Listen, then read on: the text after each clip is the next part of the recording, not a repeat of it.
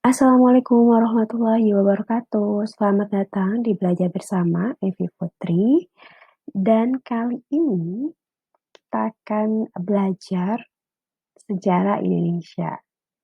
Oke, ini adalah materi kelas 12. Jadi misi pembelajaran kita pada video kali ini yang pertama yaitu memahami apa itu definisi integrasi dan juga disintegrasi. Lalu yang kedua, kita memahami terkait pemberontakan Partai Komunis Indonesia di Madiun pada tahun 1948.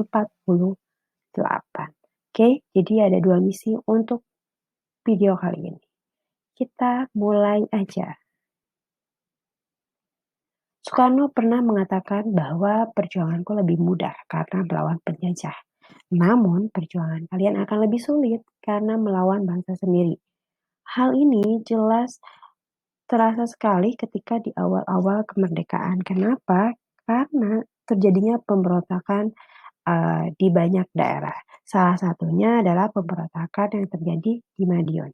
Nah, jadi kita simak materi berikutnya.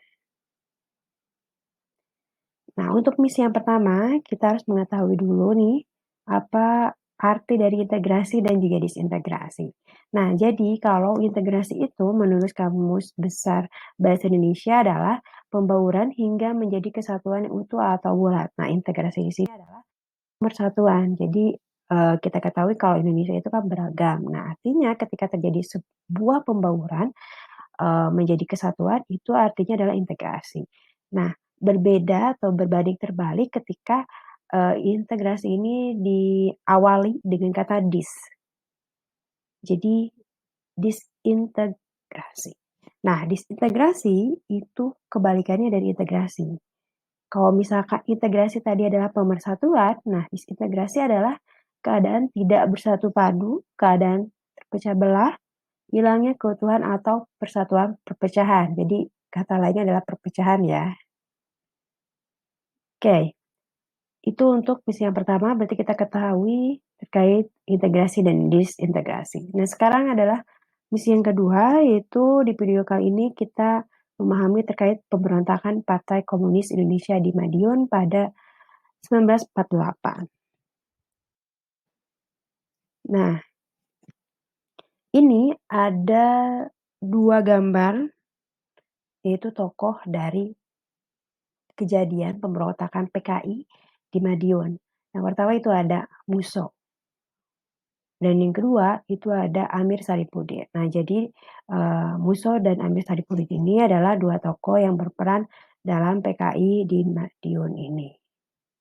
Nah, latar belakang dari kejadian PKI di Madiun 1948 ini, yang pertama secara umum adalah isi perjanjian Renville tahun 1948 menyebutkan Indonesia dan mundurnya Amir Saripudin sebagai Perdana Menteri. Nah, karena perjanjian Renville yang sudah terjadi ini sudah ditandatangani oleh salah satu wakil Indonesia adalah Amir Saripudin, itu dirasa merugikan Indonesia dan juga latar belakang lainnya yaitu adalah Amir Saripudin sebagai Perdana Menteri. Nah, lalu latar belakang yang kedua yaitu Amir Saripudin membentuk FDR dan menjadi oposisi pemerintah. Nah, FDR di sini itu adalah karena bentuk kekecewaan Amir Saripudin karena sudah tidak menjadi Perdana Menteri gitu dan menjadi oposisi pemerintah. Oposisi itu adalah yang mengkritik terkait pemerintah. Nah, lalu latar belakang terjadinya PKI ini adalah itu PKI ingin mendirikan negara komunis di Indonesia. Nah, sekarang kita lihat timeline-nya. Ini ada beberapa peristiwa penting nih terkait PKI ini. Yang pertama itu pada tanggal 1 September 1948 adanya Politbiro PKI di mana PKI memprovokasi buruh untuk melakukan mogok kerja, lalu juga PKI menebar teror kepada pendukung pemerintah pusat dan pesantren serta kiai di Madiun. Nah, setelah berlangsung cukup lama.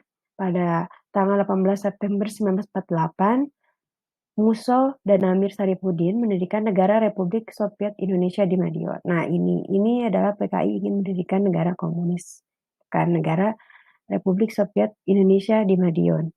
Nah, karena pemerintah bertolak belakang dengan mereka tentunya gitu, akhirnya pemerintah pusat memerintahkan operasi militer untuk mempertahankan Madiun. Setelah terjadi operasi militer, akhirnya Musso ditembak mati oleh TNI gitu. Karena kan setelah kejadian militer, akhirnya Musso tertembak nih oleh TNI.